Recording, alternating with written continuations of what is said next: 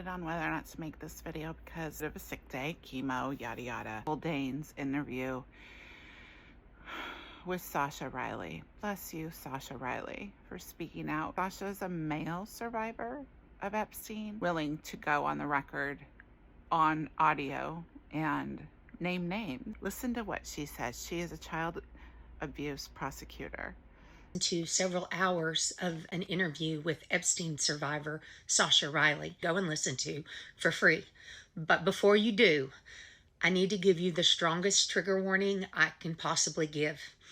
Because I've done 30 years in criminal law, and 8 of those years I was a child abuse prosecutor. I have seen and heard the unimaginable, and somehow this was worse. But he names names and he gives details, and very many of the details that he gives have been corroborated. He, in my opinion, as someone who has cross-examined witnesses for 30 years, is a very credible reporter. Names very powerful people, including you-know-who, whom he describes as the worst of the worst. Go love your neighbor. It is indescribably sinister. Not just teenage girls, it's little girls, it's little tiny children, girls and boys. The tossing the newborn off a boat story didn't come from nowhere. He is a decorated U.S. military service member. He is sincere. He doesn't oversell it. He's not over emotional. He's factual. And people have already started corroborating what he says with what has been released in the Epstein files. This is the beginning of the end for Donald. And Schmorden, Schmandy Spigs, Schlindsey Schlam, and Schlarence motherfucking Schlamis. There's a reason he is making people suffer, because it is proven that his kink is watching people suffer. He wanted to kill those puppies in whatever gruesome way, to experience, I guess, seeing them suffer in different ways. What his kink is, I guess, if you want to call it that, is watching people suffer.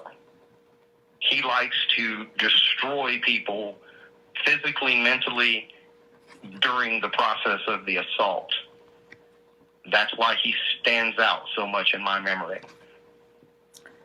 And it's physical pain, and then it's also, degrading and all of that.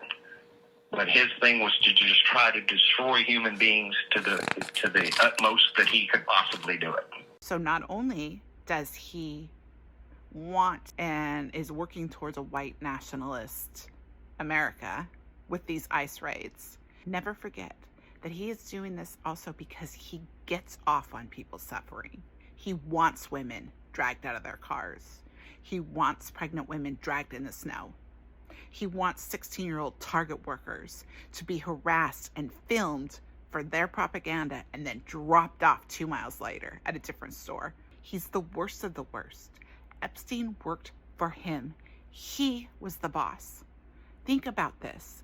This is going to bring down armies. It's going to bring down nations, presidents, monarchies, oligarchs, conglomerates. This is it.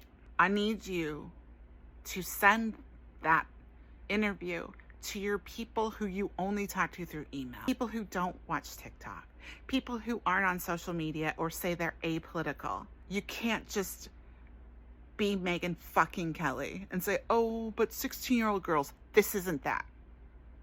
This is not that. Also, I'm wrestling with the notion that 1,000 women have said how bad it was, and it is, and have risked their lives. 1,000 women. But because Mega fetishizes teenage girls, it was okay. So now I'm wondering how that changes now that little boys are involved. Where's fucking Mega? Where are you? You're okay with little boys now? You're gonna justify and normalize that too? Because fuck you. You're not listening and paying attention.